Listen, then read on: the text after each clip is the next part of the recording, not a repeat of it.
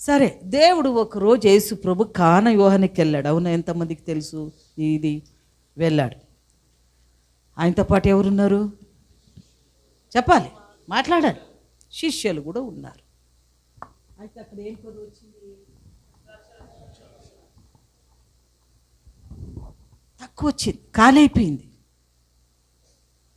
ఉన్నది ఖాళీ అయిపోయింది. లేదు, ఖాళీగా ఉంది. బర్రెదాగి పుట్టిదా? ఇంకా ఉంది, ఇంకా సగం మంది ఉన్నారు. అయితే ఖాళీ అవుతుంది, ఖాళీ అయిపోయింది అని పేశాడుతున్నారు. మరియ వచ్చి, నీళ్ళు ద్రాక్షరసం ఖాళీ అయిందంట కుమారుడా అంటే, అమ్మా నా సంగతి నీకెందుకు, వద్దు అన్నాడు. ఊరుకుండమ్మా, నా సమయం ఇంకా రాలేదు. సరే, నెక్స్ట్ చూస్తున్నాడు. ఉన్నది కూడా ఎందుకంటే ఖాళీ అయితే అప్పుడు చూస్తున్నారు, ఇప్పుడు మొత్తం ఖాళీ అయిపోయినాయి. యేసుప్రభు వెళ్ళాడు. లేచి వెళ్ళి రాతి బాని కల్లుగా ఉంది. నా దగ్గర ఫోటో ఉంది, చూపిస్తాను. ఇప్పుడు తీయక టైం లేదు. ఏమంటే ఆ రాతి ಬಾನಿ ಕಲ್ಲಿನ ಒಂದು ಬಾನೆ ತೊಟ್ಟಿ ಇಷ್ಟು ದಪ್ಪ ಕಲ್ಲು ಅದು ರವಂಡ ಇರುತ್ತೆ. అలా కళ్ళు ఇప్పటికే అది సాక్షిగా దేవుడు పెట్టాడు. హల్లెలూయా.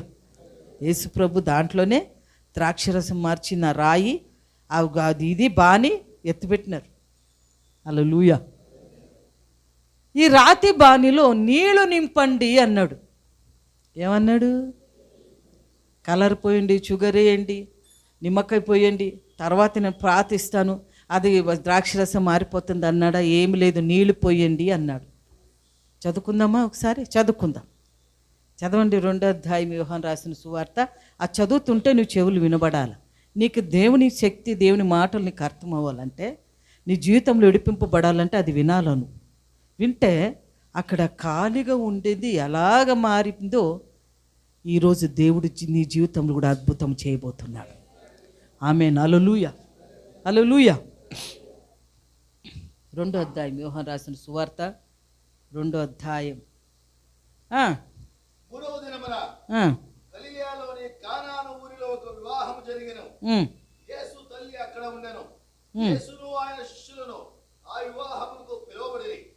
ద్రాక్షారసం అయిపోయినప్పుడు యేసు తల్లి వారికి ద్రాక్షారసము లేదని ఆయనతో చెప్పగా, యేసు ఆమెతో, అమ్మా, నాతో నీకేమి పని, నా సమయం ఇంకా రాలేదు అనెను.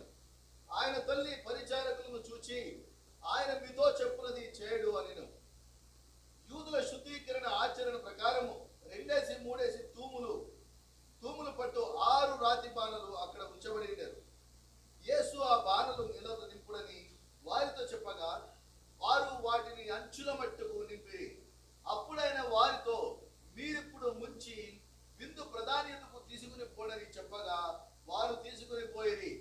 ఆ ద్రాక్షారసము ఎక్కడి నుండి వచ్చెనో ఆ నీళ్లు ముంచి తీసుకుని పోయిన పరిచారులకే తెలిసినది గాని విందు ప్రధానికి తెలియకపోయిన గనుక, ద్రాక్షారసమైన ఆ నీళ్లు రుచి చూసినప్పుడు ఆ విందు ప్రధాని పెళ్లి కుమారుని పిలిచి, ప్రతివాడును మొదట మంచి ద్రాక్షారసము పోసి జనులు మత్తుగా ఉన్నప్పుడు జబ్బు రసము పోయెను.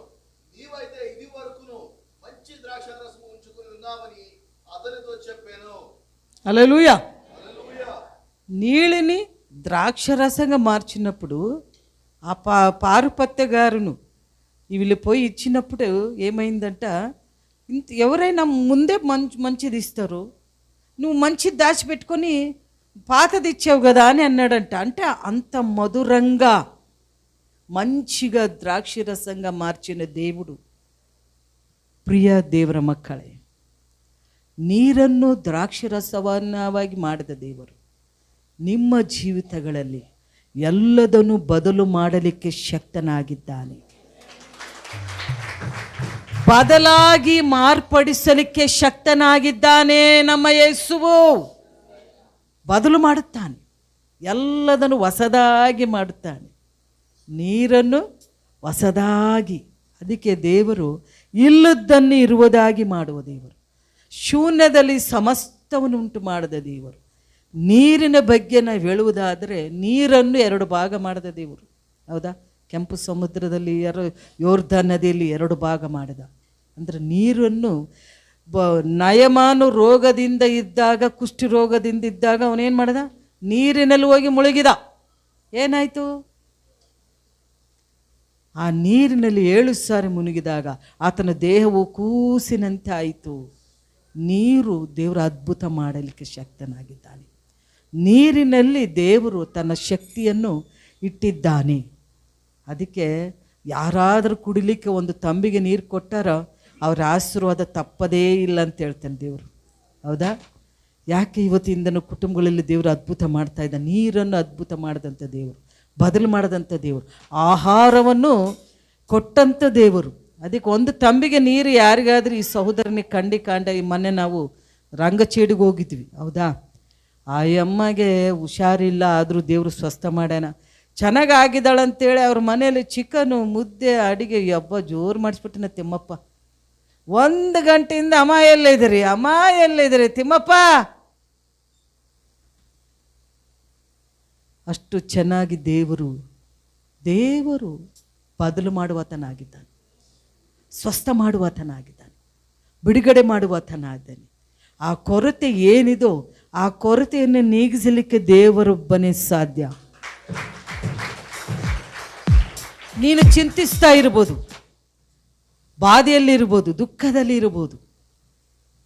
ಹೌದಾ? ಆದರೆ ದೇವರು ನಿನ್ನ ಬಗ್ಗೆ ಮಾಡಿರುವ ಆಲೋಚನೆ ಉನ್ನತವಾಗಿದೆ. ನಮಗೆ ಸುಮ್ಮನೆ ಭಯ ನೆನೆಸ್ಕೊಂಡ್ರೆ ಏನು ಹಂಗಾಯ್ತು ಹಿಂಗಾಯ್ತು, ಎಂಥದೂ ಆಗೋದಿಲ್ಲ. ನನ್ನ ಪ್ರೀತಿಗೆ ನನ್ನ ಮಗಳಿಗಿದ್ದೆ ಮದುವೆ ಆಗಬೇಕಂದ್ರೆ ದೇವ್ರ ಕೃಪೆ. ಅದು ಎಷ್ಟೋ ಭಯ, ಎಷ್ಟೋ ಆಂದೋಲನ, ಎಷ್ಟೋ ಎಲ್ಲವುದನ್ನು ದೇವರು ತೆಗೆದು ಮುಂದೆ ನಿಂತ್ಕೊಂಡು ಆತನೇ ನಡೆಸಿದ. ನನಗೀಗ ನಂಬಿಕೆ ಏನು ಗೊತ್ತಾ? ದೇವರು ಎಲ್ಲದನ್ನು ಬದಲು ಮಾಡುತ್ತಾನೆ, ಹೊಸದಾಗಿ ಮಾಡುತ್ತಾನೆ, ಇಲ್ಲದ್ದನ್ನು ಇರುವುದಾಗಿ ಮಾಡುತ್ತಾನೆ. ನೀನು ನಂಬಿದರೆ ದೇವ್ರ ಕಾರ್ಯ ನೋಡ್ತೀವಿ. ಆ ನಂಬಿಕೆಯಿಂದ ಪ್ರಾರ್ಥನೆ ಮಾಡು, ದೇವರೇ ನಮ್ಮ ಜೀವಿತದಲ್ಲಿ ಕೊರತೆ ಇದೆ ಸ್ವಾಮಿ, ನಮ್ಮ ಜೀವಿತದಲ್ಲಿ ಇದು ಆಗದು, ಇದು ಸಾಗದು, ಇದು ಅಸಾಧ್ಯ. ಆದರೆ ಅಸಾಧ್ಯವಾದುದನ್ನು ಸಾಧ್ಯ ಮಾಡಲಿಕ್ಕೆ ಶಕ್ತನು ಯೇಸು ಕ್ರಿಸ್ತನೊಬ್ಬನಿದ್ದಾನೆ. ಆತನ ಮೊರೆ ಇಟ್ಟರೆ ಸಾಕು, ದೇವರು ನಿನ್ನ ಉನ್ನತವಾಗಿ ನಡೆಸುತ್ತಾನೆ. ಹಲ್ಲೆಲೂಯಾ.